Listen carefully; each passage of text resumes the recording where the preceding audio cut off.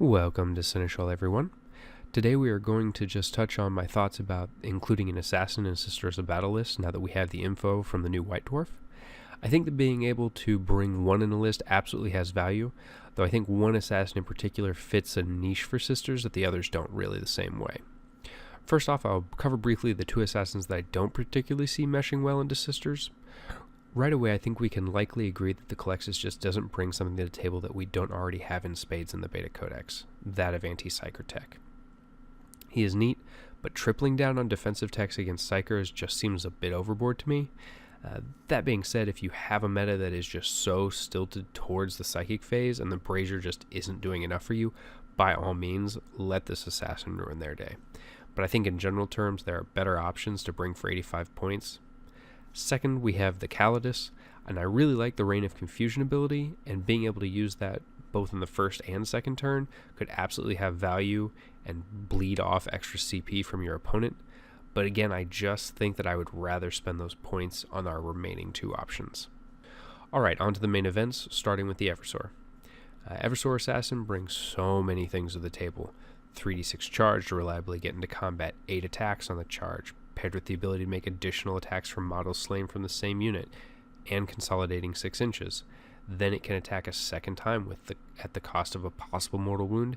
Then if it is killed, it explodes on only enemy models for D3 mortal wounds on a 4-up against each enemy model within 6 inches.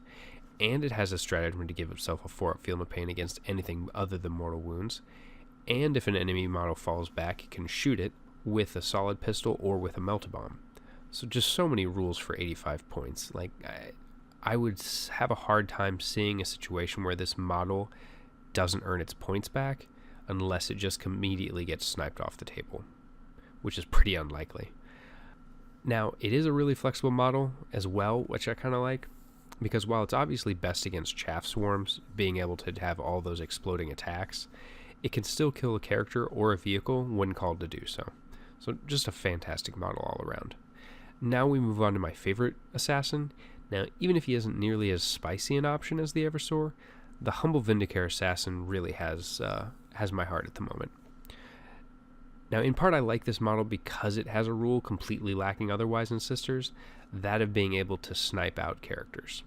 Hitting on 2s, ignoring modifiers as long as it didn't move, ignoring cover bonuses, and having anti-shooting tech against opponent snipers makes him versatile and durable. Headshot is also a great addition so that you can much more reliably kill those 3 and 4 wound characters if the dice favor you just at all. Combined with the priority threat neutralized and double kill stratagems means he may be able to shoot twice each turn with effectively no cost to your overall CP for that turn. And now granted, that's up if you're going up against a character heavy army that can't afford to just hide their characters out of line of sight forever. I mean, if not, he's still likely to be able to kill 1 or possibly 2 if the double shot heavy infantry style models a turn.